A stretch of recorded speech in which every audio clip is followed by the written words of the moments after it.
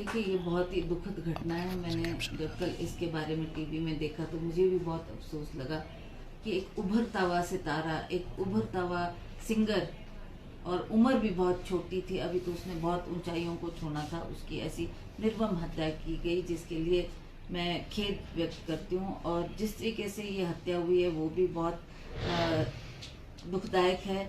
आपकी सरकार है, आप गवर्नमेंट को देखना चाहिए था कि अगर इनको कोई थ्रेट था तो उनको सिक्योरिटी प्रोवाइड करते। सिक्योरिटी उनके पास थी और उनको बार बार सरकार को भी कहा गया, पर उन्होंने उनकी सिक्योरिटी विड्रॉ की और दूसरे दिन ही ये हादसा हो गया।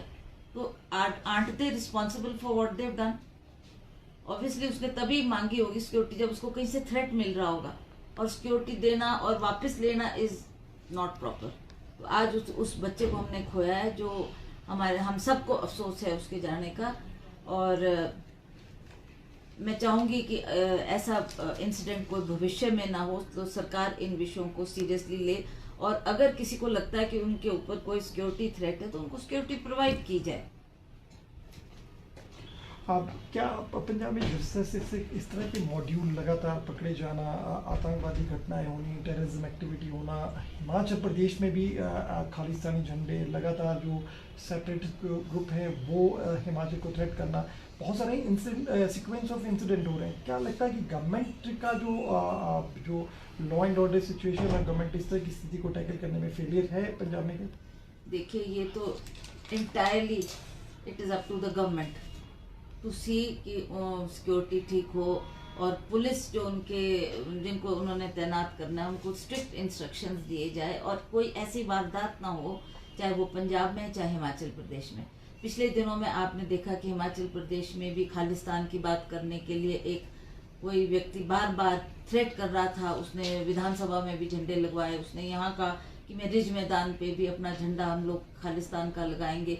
इस तरीके के जो थ्रेट बार बार आ रहे हैं, it is not proper. The government of the day should take it seriously and they should think about it कि क्यों ऐसी जो वारदात हो रही है उसके पीछे क्या रहस्य है, किसका हाथ हो सकता है, और उसके लिए उनको सिक्योरिटी प्रोवाइड करनी चाहिए। और स्टेट में भी जैसा आपने देखा, विधानसभा में ना कोई वहाँ पुलिस तैनात था, इतना बड़ा गवर्नमेंट का इंस्टीट्यूशन है, ना वहाँ कोई सीसीटीवी कैमरा लगे थे, और इसकी वजह से वो लोग, उनकी हिम्मत हुई कि वो जाकर वहां पर उन्होंने झंडे लगाए। तो ऐसा कुछ भविष्य में ना हो, सरकार को इन बातों को सीरियसली लेना चाहिए।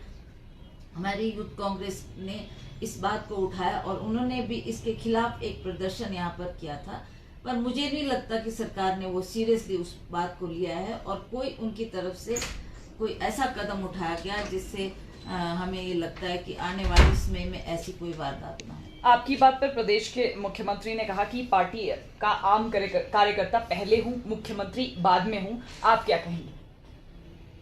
जिस तरह से आपने कहा था कि जिस तरह मुख्यमंत्री इनविटेशन दे रहे थे, आपने कहा था कि गरिमा का अपमान कहीं ना कहीं इसको देखते हैं, तो मुख्यमंत्री ने कहा कि आम कार्यकर्ता पहले हूं और मुख्यमंत्री बाद में हूं। और मैम, इसमें भाजपा के जो प्रदेश प्रभारी अविनाश राय खन्ना है, उन्होंने भी प्रतिक्रिया दी है। उन्होंने कहा है कि मुख्यमंत्री तो एक साधारण परिवार से निकले हैं, इसलिए लोगों में जा रहे हैं, परंतु जो प्रतिभा सिंह है वो अभी भी रजवाड़ा शाही से बाहर नहीं निकल पाए। My god, this just shows the mentality of this people. Can you imagine a person talking like this? What is रजवाड़ा शाही इन दिस? एक आम आदमी, हर आम आदमी होता है। जयराम ठाकुर जी हम्बल है, एक परिवार, साधारण परिवार से आते हैं, तो ठीक है।